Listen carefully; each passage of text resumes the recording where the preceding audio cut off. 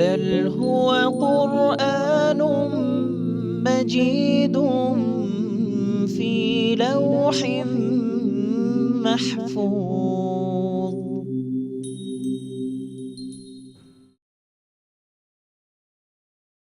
بسم الله الرحمن الرحيم.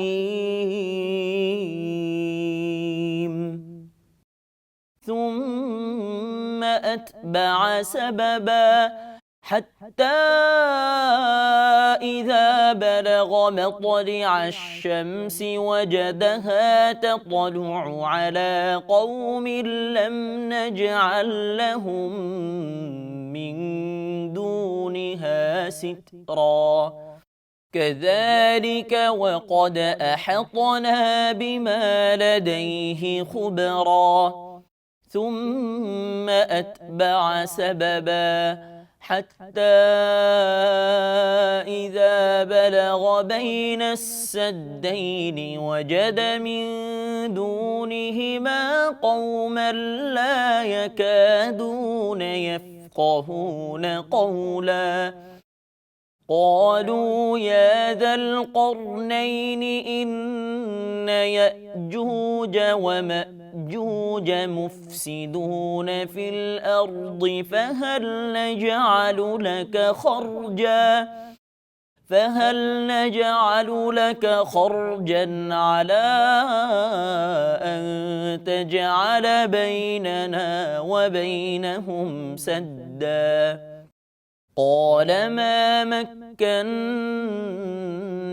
فيه ربي خير فأعينوني بقوة أجعل بينكم وبينهم ردما آتوني زبر الحديد حتى إذا ساوى بين الصدفين قال انفخوا حتى إذا جعله نارا قال آتوني أفرغ عليه قطرا فما استطاعوا أن يظهروه وما استطاعوا له نقبا قال هذا رحمة من ربي فإذا جاء وعد ربي جعله دكا وكان وعد ربي حقا وتركنا بعضهم يومئذ يموج في بعض ونفخ في الصور فجمعناهم جمعا صدق الله العظيم.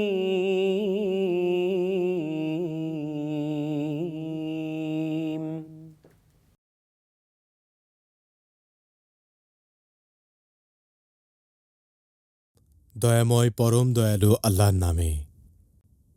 আবার সে এক পথ ধরিল।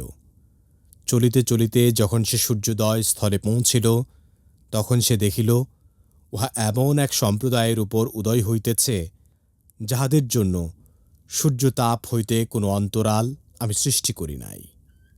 প্রকৃত ঘটনা ইহাই, তাহার নিকট যাহা কিছু ছিল আমি সম্মুখ অবগত আছি। আবার সে এক পথ ধরিল। চলিতে চলিতে সে যখন দুই পর্বত প্রাচীরের মধ্যবর্তী স্থলে পৌঁছিল তখন সেখানে সে এক সম্প্রদায়কে পাইল যাহারা কোনো কথা বুঝিবার মতো ছিল না। ওহারা বলিল, হে জুলকারনাইন, ইয়াজুজ ও মাজুজ তো পৃথিবীতে অশান্তি সৃষ্টি করিতেছে। আমরা কি আপনাকে খরচ দিব যে আপনি আমাদের উহাদের মধ্যে এক প্রাচীর গড়িয়া দিবেন? সে বলিল, আমার প্রতিপালক আমাকে এই বিষয়ে যে ক্ষমতা দিয়াছেন তাহাই উৎকৃষ্ট। সুতরাং তোমরা আমাকে শ্রম দ্বারা সাহায্য করো, আমি তোমাদের ও উহাদের মধ্যস্থলে এক মজবুত প্রাচীর গড়িয়া দিব। তোমরা আমার নিকট লৌহপিণ্ডসমূহ আনয়ন করো। অতঃপর মধ্যবর্তী ফাঁকা স্থান পূর্ণ হইয়া যখন লৌহস্তূপ 2 পর্বতের সমান হইল, তখন সে বলিল, তোমরা হাঁপড়ে দম দিতে থাকো। যখন উহা অগ্নিবৎ উত্তপ্ত হইল, তখন সে বলিল, তোমরা গলিত তাম্র আনয়ন করো, আমি উহা ঢালিয়া দেই ইহার উপর। ইহার পর তাহারা উহা অতিক্রম করিতে পারিল না এবং উহা ভেদও করিতে পারিল না। সে বলিল, ইহা আমার প্রতিপালকের অনুগ্রহ। যখন আমার প্রতিপালকের প্রতিশ্রুতি পূর্ণ হইবে, তখন তিনি উহাকে চূর্ণ বিচূর্ণ করিয়া দিবেন এবং আমার প্রতিপালকের প্রতিশ্রুতি সত্য। সেই দিন আমি উহাদেরকে ছাড়িয়া দিব এই অবস্থায় যে এক দল আর এক দলের উপর তরঙ্গের ন্যায় পতিত হইবে এবং সিংহায় ফুৎকার দেওয়া হইবে। অতঃপর আমি উহাদের সকলকেই একত্র করিব।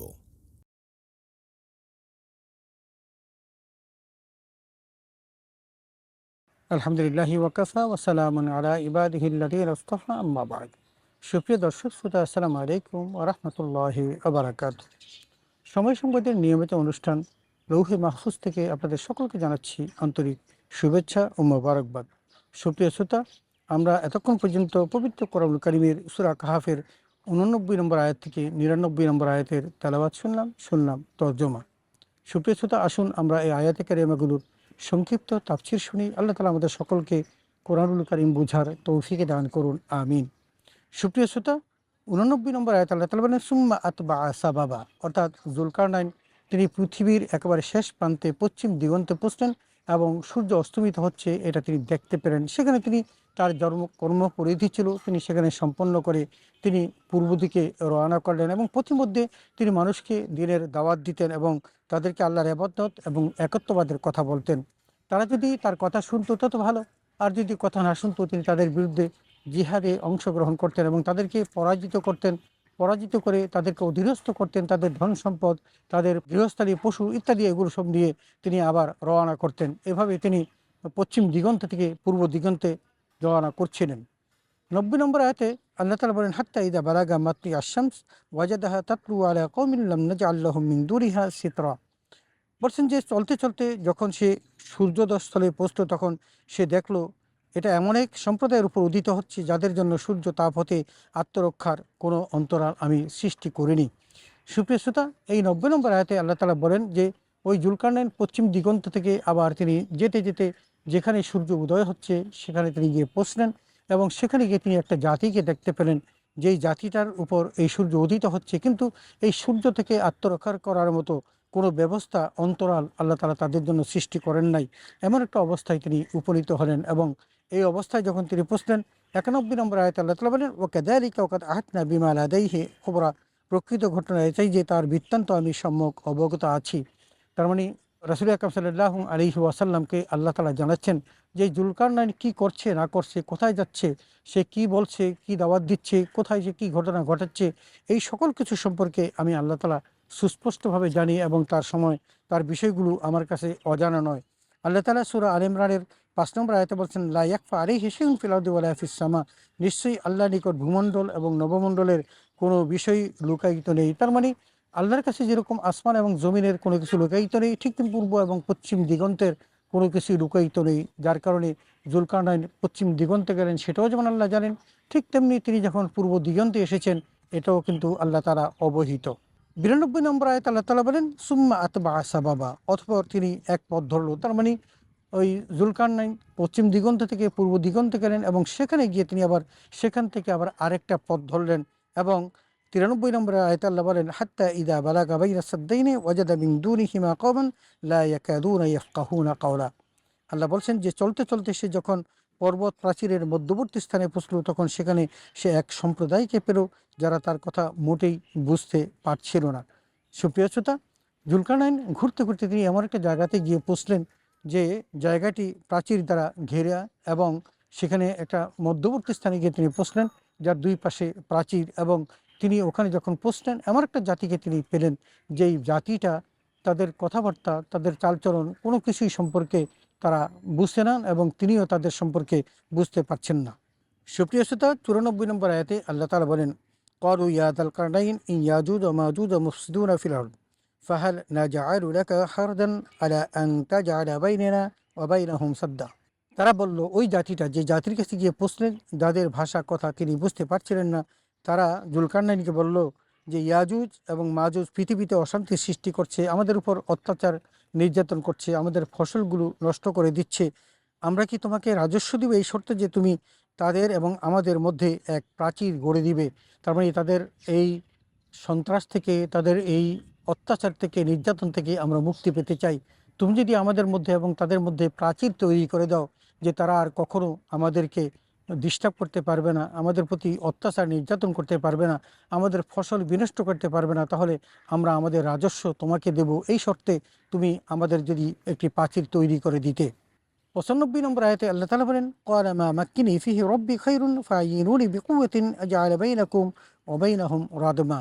তারা যখন এই প্রস্তাব করলেন, তখন জুলকারনাইন তাদেরকে বললেন যে আমার রব আমাকে যে ক্ষমতা দিয়েছেন তাই উৎকৃষ্ট। তার মানে তোমাদের সাহায্যের প্রয়োজন নেই, তোমাদের খারাজারের প্রয়োজন নেই, তোমরা এইসব কিছু আমাকে দিতে হবে না, বরং আল্লাহ রাব্বুল আলামিন আমাকে যে শক্তি সামর্থ্য দিয়েছেন এটাই আমার জন্য অত্যন্ত উত্তম। সুতরাং তোমরা আমাকে শ্রম দ্বারা সাহায্য করো। যদি তোমরা ওই ইয়াজুজ এবং মাজুজের অত্যাচার থেকে বাঁচতে চাও, তাহলে তোমরা আমার কাছে শ্রম বিনিয়োগ করো এবং শ্রমের মাধ্যমে তোমরা আমাকে সাহায্য করো। এবং তিনি এটাও বললেন যে আজআল বাইনাকুম ওয়া বাইনাহুম রাদমা, যে এই মধ্যস্থলে এক মজবুত প্রাচীর আমি তোমাদের জন্য গড়ে দেব, শুধু তোমাদেরকে আমাকে তোমাদের শক্তি দ্বারা আমাকে সাহায্য করতে হবে। 96 নম্বর আয়াতে আল্লাহ তাআলা বলেন, ইতুনি সুবার আল হাদিদ হাত্তা ইদা সাওয়া বাইনা সুদ্দাফিন ক্বালা আনফুকু হাত্তা ইদা জাআলাহু নারান ক্বালা তুনি আফরিক আলাইহি কিতরা। তিনি বললেন, তোমরা আমার নিকট লৌহপিণ্ড সমূহ নিয়ে এসো। অতঃপর মধ্যবর্তী ফাঁকা স্থান পূর্ণ হয়ে যখন লৌহস্তূপ 2 পর্বতের সমান হলো, তখন সে বলল, তোমরা হাপরে দম দিতে থাকো। যখন এটা আগুনের মতো উত্তপ্ত হলো, তখন সে বলল যে তোমরা গলিত তামা নিয়ে এসো, আমি ওটা ঢেলে দেই ওর উপর।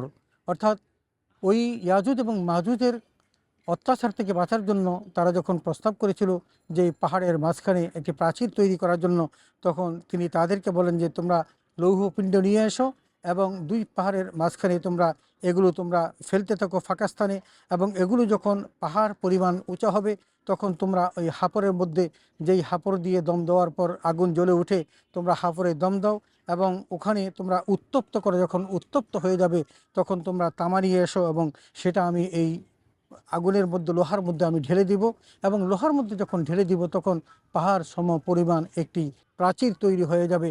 যেই প্রাচীর হয়ে যাওয়ার পর তারা আর কখনো তোমাদেরকে অত্যাচার করতে পারবে না, জুলুম করতে পারবে না। 97 নম্বর আয়াত আল্লাহ তাআলা বলেন, ফামাস্তাতাউ আন ইয়াযহারুহু ওয়া মাস্তাতাউ লাহু নাকবা। বলছেন, এবার ইয়াজুজ ও মাজুজ তা অতিক্রম করতে পারলো না বা ভেদ করতে পারলো না। সুপ্রিয় শ্রোতা, হযরত জুলকারনাইন যখন এই প্রাচীর তৈরি করে দিলেন, ওই প্রাচীর তৈরি করার পর যদিও ইয়াজুজ এবং মাজুজ অত্যন্ত ক্ষমতাশালী, শক্তিশালী ছিল, কিন্তু তারা বহু চেষ্টা করেও প্রাচীর ডিঙ্গাতে পারলেন না এবং ওই মানুষের কোনো ক্ষতি করতে পারলেন না। যে প্রাচীরটি তৈরি করেছিল আজও সেই প্রাচীর আছে, কিন্তু একদিন আল্লাহ নির্দেশ হবে, তখন এই প্রাচীর ভেঙে চৌচির হয়ে যাবে, তথা তখন কেয়ামত সংঘটিত হবে। এবং এই কেয়ামত সংঘটিত হওয়ার আগ পর্যন্ত, তথা আল্লাহর নির্দেশনা না আসার পর্যন্ত, এই ইয়াজুজ এবং মাজুজের জন্য যে প্রাচীর তৈরি করছেন সেটা কখনো ধ্বংস হবে না, সেটা বিনষ্ট হবে না। 98 নম্বর আয়াতে আল্লাহ তাআলা বলেন, ক্বালা হাযা রাহমাতুম মির রাব্বি ফাইযা জাআ ওয়া'দু রাব্বি জাআলাহু দাক্কা ওয়া কানা ওয়া'দু রাব্বি হাক্কা। এখানে আল্লাহ তাআলা জুলকারনাইন এটা বললেন, সে কথাটি এরকম যে জুলকারনাইন বলল, এটা আমার রবের অনুগ্রহ। আল্লাহ যদি আমাকে রহম না করতেন, দয়া না করতেন এবং এই প্রাচীর তৈরি করাতে যদি আমাকে সামর্থ্য না দিতেন, তাহলে কিন্তু আমি এই প্রাচীর তৈরি করতে পারতাম না। যখন আমার রবের প্রতিশ্রুতি পূর্ণ হবে, তখন তিনি ওটাকে চূর্ণ বিচূর্ণ করে দিবেন। কথা তিনি বললেন যে এই যে প্রাচীর তৈরি করলাম, এটা হয়তো কোনোদিন ভাঙবে না, কিন্তু আমার রবের যখন নির্দেশনা আসবে, তখন কিন্তু এটা ভেঙে চুরচুর হয়ে যাবে। ওয়া কানা ওয়া'দু রাব্বি হাক্কা। এবং তোমরা জেনে রেখো যে আমার রবের প্রতিশ্রুতি সত্য, যে একদিন না একদিন ইসরাফিল যখন সিংহায় ফু দিবে, তখন পৃথিবীর সব কিছু ধূলিসাৎ হয়ে যাবে, চূর্ণ বিচ্ছিন্ন হয়ে যাবে। সেদিন কিন্তু এই প্রাচীর পর্যন্ত ভেঙ্গে খানখান হয়ে যাবে এবং কেয়ামত সংঘটিত হবে। 99 নম্বর আয়াত আল্লাহ তাআলা বলেন, ওয়াতারাকনা বা'দাহুম ইয়াওমাইযিন ইয়ামুজু ফি বা'দিন ওয়া নুফিখা ফিস-সূরি ফাজামা'নাহুম জামা। সেদিন কি বিভীষিকাময় অবস্থার তৈরি হবে, সেই কথাটি বলতে গিয়ে আল্লাহ তাআলা বলেন, সেদিন আমি তাদেরকে ছেড়ে দেব একের পর এক তরঙ্গের আকারে, তারা ভাসতে থাকবে, তারা ঘুরতে থাকবে, উড়তে থাকবে। পাহাড়গুলো যখন রুহি তুলার মতো উড়তে থাকবে, পৃথিবী যখন একেবারে ভেঙ্গে চৌচির খানখান হয়ে যাবে এবং সিংহায় ফুৎকুর যখন দেওয়া হবে, অতঃপর আমি তাদের সবাইকে একত্রিত করব। যখন অনুফিকা সুরে ফাজামা রহম জামা, যে যখন সিংহায় ফুৎকার দিবে ইসরাফিল আলাইহিস সালাতু ওয়াস সালাম, তখন পৃথিবী সব একাকার হয়ে যাবে, সমতল হয়ে যাবে এবং মানুষগুলো সেখানে উত্থিত হবে, উঠবে এবং সেখানে কিয়ামত সংঘটিত হবে। সুপ্রিয় দর্শক শ্রোতা, আমরা এতক্ষণ পর্যন্ত পবিত্র কোরআন কারীমের সূরা কাহাফের 89 নম্বর আয়াত থেকে 99 নম্বর আয়াতের তেলাওয়াত শুনলাম তরজমা ও তাফসির। আমরা এখানে দেখলাম যে জুলকারনাইন তার যে ক্ষমতা, প্রভাব, প্রতিপত্তি ছিল, সেই প্রভাব প্রতিপত্তির কারণে তিনি পৃথিবীর এক প্রান্ত থেকে অন্য প্রান্ত ঘুরে বেরিয়েছেন। তিনি পশ্চিম দিগন্তে গিয়েছেন, যেখানে সূর্য অস্তমিত হয়। তিনি পূর্ব দিগন্তে গিয়েছেন, যেখানে সূর্য উদিত হয়। তিনি সেখানকার মানুষের সাথে কথা বলেছেন।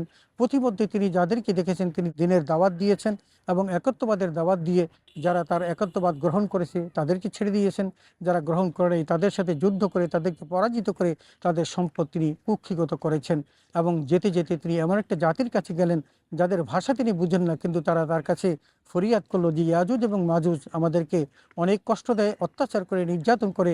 তুমি তাদের কাছ থেকে যদি আমাদেরকে প্রাচীর তৈরি করে যদি আমাদের বাঁচাতে পারো, তাহলে আমরা তোমাকে আমাদের এই রাজস্ব তোমাকেই দিয়ে দেব। হযরত জুলকারনাইন তখন বললেন যে আমাকে আল্লাহ তাআলা যেই দিয়েছেন, রহমত দিয়েছেন, বারাকা দিয়েছেন, সেটাই আমার যথেষ্ট। আমার আর কোনো বারাকার প্রয়োজন নেই, বরং তোমাদের সাহায্য আমি করতে পারি যদি তোমরা তোমাদের শ্রম আমাকে দাও। তিনি ওই দুই পাহাড়ের মাঝখানে তিনি বললেন যে তোমরা লৌহ আনো এবং সেখানে ঢালো। এবং যখন এগুলো একদম পাহাড় পরিমাণ হলো, তখন তিনি হাপড় দিয়ে সেখানে আগুন দিতে বললেন। আগুন যখন একেবারেই উত্তপ্ত হলো, তখন তিনি সেখানে তামা ঢেলে দিলেন এবং পাহাড় পরিমাণ তামা হয়ে যখন প্রাচীর তৈরি হলো, এরপর আর ইয়াজুজ মাজুজ তাদেরকে কোনো ক্ষতি করতে পারলেন না। কিন্তু তিনি জানিয়ে দিলেন একদিন এটাও ধ্বংস হবে, যেদিন কেয়ামত সংঘটিত হবে।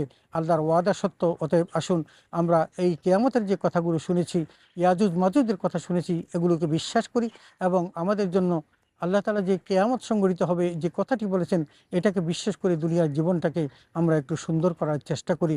তাহলেই পরকালীন জীবনটা আমাদের জন্য মুক্তির পাথেয় হবে। আল্লাহ তাআলা আমাদের সকলকে কোরআনুল কারীম বুঝার এবং তদনুযায়ী আমল করার তৌফিক দান করুন। আমিন।